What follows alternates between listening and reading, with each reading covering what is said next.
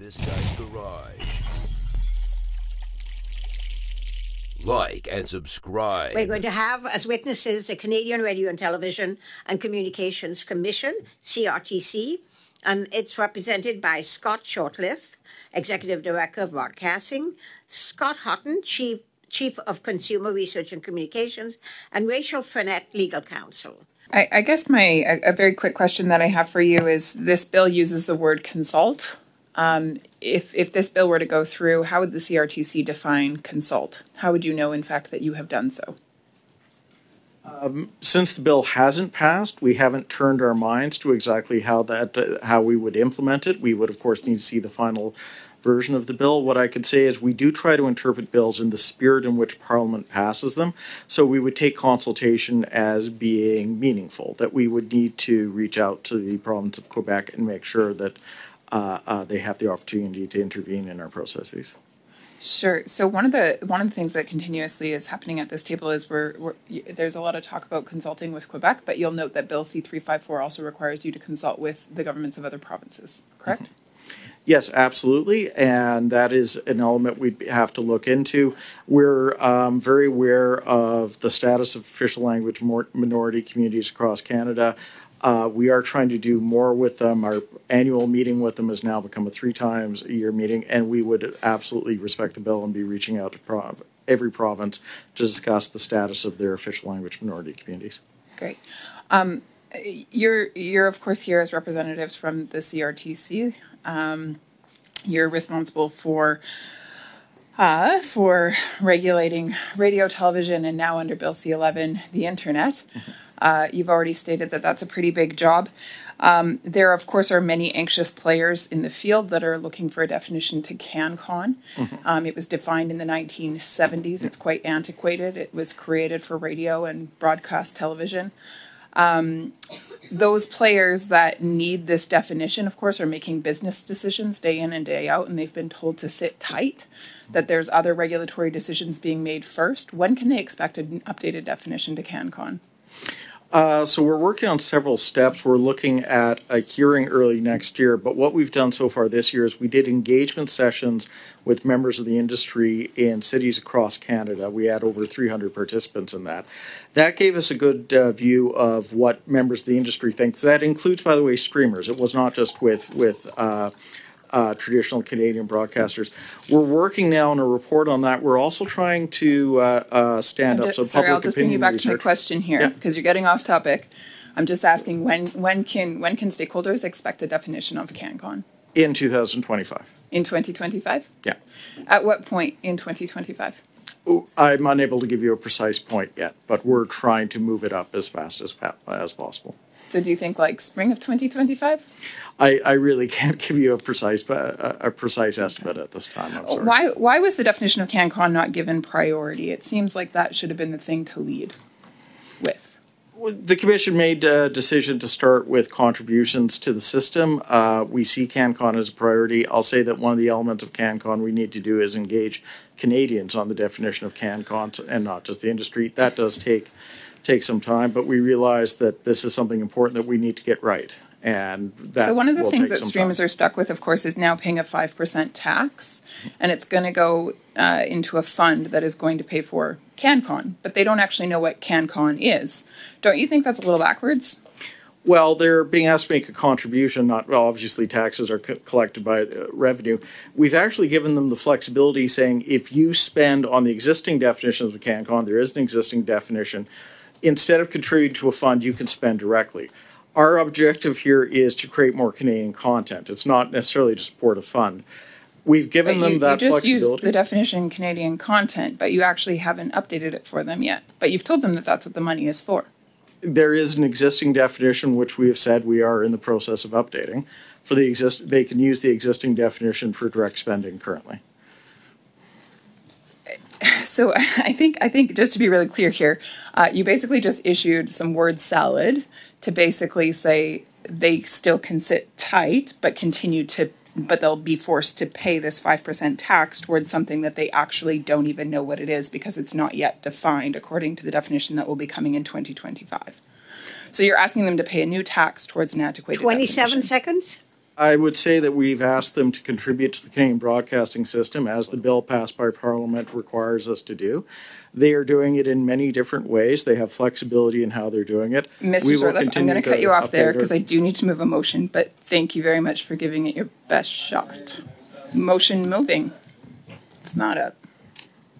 3 seconds. I just gave notice that I'm moving a motion, which means the clock stops.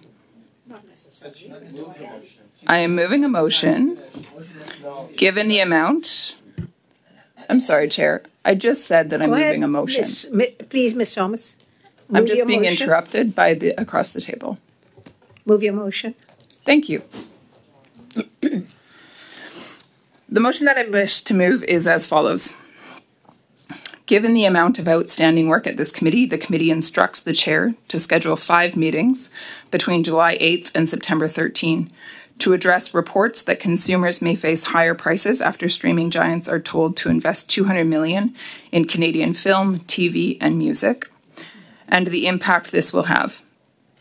The minister's outstanding appearance on anti-racism and other matters deemed relevant by the committee.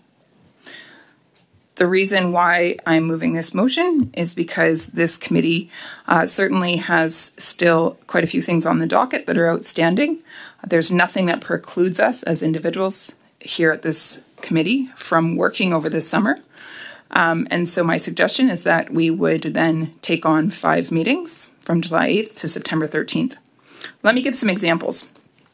Bill C-11, of course, threatens the choice and reasonable prices that Canadians have with regards to access to streaming, and the slowness with which regulations are rolling out from the CRTC does need to be looked into. The impact that those regulations are going to have, not only on Canadians as consumers, but also on stakeholders, is really important for this committee to better understand. In addition to that, we have a motion that was brought forward by Ms. Ashton asking for a study on, asking for the minister, to come concerning the anti-racism strategy. And it was agreed to at this committee that we would try to do that as soon as possible. And so that is something that could be done over the summer. Furthermore, the CBC CEO, Ms. Catherine Tate, was here earlier, just about 6 weeks ago, and she stated to us that the board for the CBC would be meeting this month, June, in order to determine the bonuses that would be given to executives. And of course, I think this committee has great interest in knowing what the final decision was concerning those bonuses. That decision, of course, again, will be made in June, and then they're supposed to be dished out in July. And so as the CEO for the CBC, we would have the opportunity to bring her forward and to ask her questions with regards to that decision-making process, therefore allowing for transparency and accountability concerning the $1.4 billion taxpayer dollars that go towards the CBC every year. These are just a few of the reasons why it would be a good idea for us as a committee to meet over the summer, and so I am therefore moving this motion. Any discussion on the motion? Mr. Coteau. Yeah, I'd like to move adjournment of debate on the motion. Simple majority. Did you wish to speak, Mr. Shampoo? Wait. There's a motion on the table. Sorry. I just moved. No, I know. Yeah. I know you did. Mr. Shampoo was saying something. I didn't know if it was a point of order or not. Okay, so no one else wishes to speak on this, so I shall call the vote on it, please. The vote is on the motion to adjourn debate.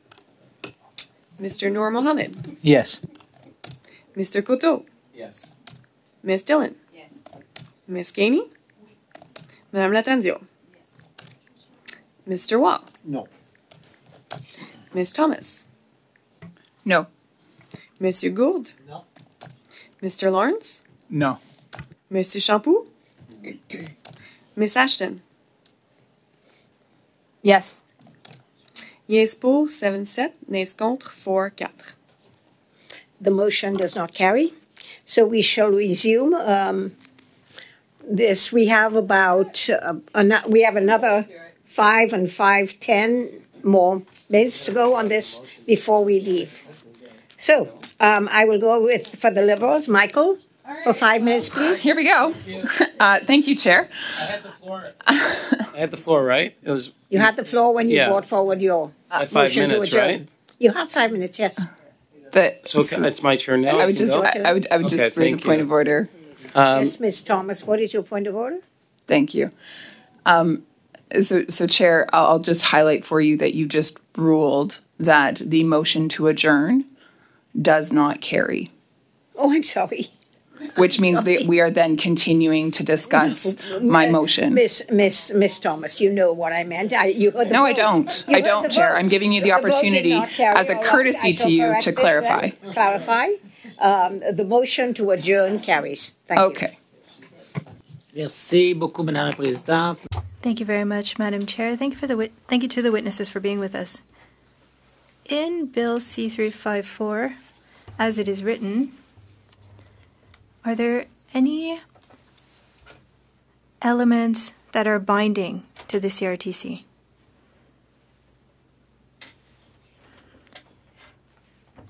What we shared in our opening remarks is that we consult with communities. Part 3 of the Act has to do with official language minority communities in Quebec, and we do examine this as we do with Radio-Canada and SRC. And so these are things that we do, and we do have participation of different companies, of different stakeholders, of the public. And this allows us to properly represent Francophone culture and Quebec culture. We understand that this seeks to see us do more, and this is requiring an additional step with the new CRTC Act. Would a brief coming from the Quebec government carry the same weight as one coming from a Francophone association? We examine all of the briefs sent to us, especially those based on data and exhaustive research. Every time the Culture Department of Quebec sends a brief, we do look into it. Are there other provincial governments that have sent in briefs, or other departments? Yes, there are different groups. Some provinces are more active than others, of course. We look at the north, the territories, where there's a lot of impact, and Ontario and BC are also very active with the CRTC. You talked about the distinctiveness of Quebec and how important it is to protect it. You talked about actions that you've done, but can you elaborate or perhaps repeat them, because it was not very clear? I will let Mr. Shortlift talk about his recent decision. There are previous decisions that were made, for example, French on radio stations 65%, and that's higher than English content for commercial radio. In a recent decision, we have a fund, a production fund. It is divided between French and English.